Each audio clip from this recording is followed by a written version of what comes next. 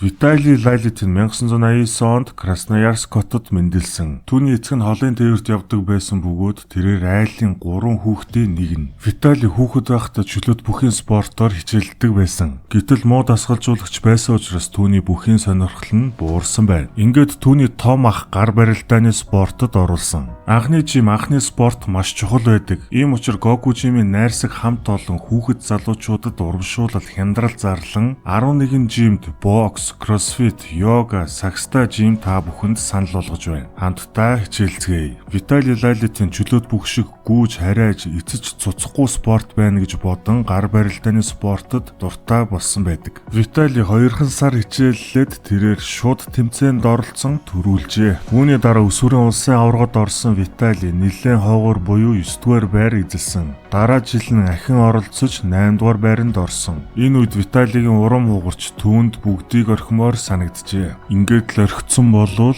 бид одоо орчин цагийн хамгийн агуу тамирчдын нэгийг мэдэхгүй байлаа. Дахиад 1 жилийн дараа 16 наснаас доош хүүхдүүд өрсөлдсөн тэмцээнд Виталий 3 дугаар байр эзлэн улсынхаа шигшээ багт оржээ. 2006 онд Виталий Орос улсынхаа гар барилдааны тэмцээнд 2 дугаар байр эзлэн томчуудынхаа шигшээ багт багтсан байдаг. Үүнээс хойш Виталий улсынхаа эхний 3 дугаар байранд орсоор л байв. Харин 2014 онд л тэрээр Орос улсынхаа авраг болж чаджээ. 2007 онд Виталий холын тээврийн бизнесээ хийж эхлэв. Яг л хамаг хүчээрээ кинон дээр гардаг шиг. Энэхүү кинонд Сильвестр Сталлоне тоглосон бөгөөд гар барилдааны спортод мянган залуучуудыг дээшин татсан домогт кино. Энэхүү киноны зураг авалт Over the Top нэртэй жинхэнэ тэмцээний үеэр зураг авалт нь хийгдсэн байдаг. Тэмцээнд нь төрүүлсэн тамирчин нь залуухан Джон Бризек байсан. Тэрээр $250,000 үнэтэй улаан ачааны машиныг шагналд нь авсан байна. Виталийгаас энэ кинон дээр гардаг шиг машиндаа дасгал хийдэгүү гэж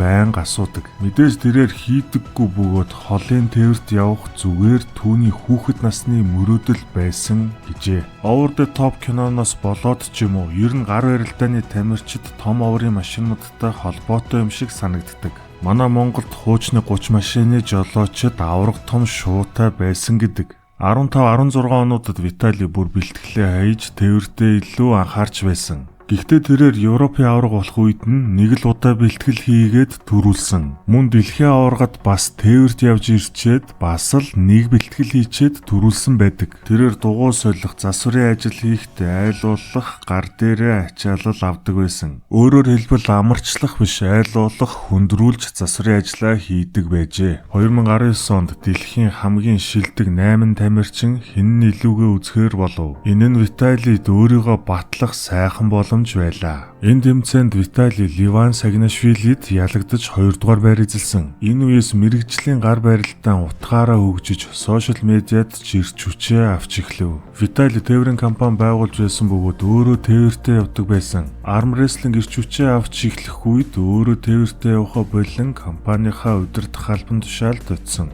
Виталий Тобиас Споронгийг 3-0-оор ялсан. Ривас Лутидзег 2-0-оор ялсан. Георгий Держановыг мөн адил.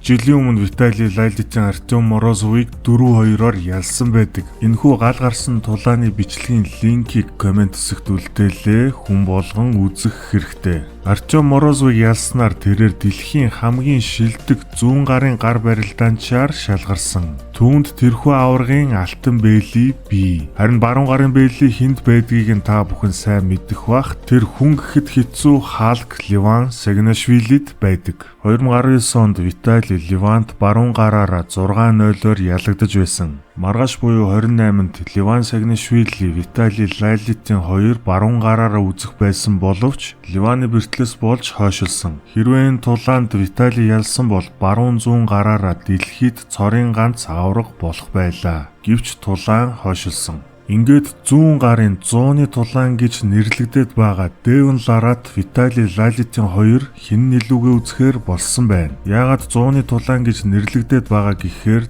Девон Пал холбооны үед олон жил 100 гарын авраг байсан. За маргааш болох энэхүү тулаанд хэн ялна гэж та бүхэн бодож байна? Комментчээрээ. Миний хувьд Виталий арай залуугаараа илүүрхэх байх. Виталий Лалитин өндөр 2 м 5 см, 2 толгойн тойрог 48 см, шууд 49 см, 2 толгоотоос том гэсэн үг. Сарууны хэмжээ 29 см. Пранат дасгал дээр 80 кг-ыг өргөдөг. Хэвтэй шахалт 170 кг, штангтай суулт 205 кг. Атгалтын хүч аимшигтай тоо буюу 172 кг.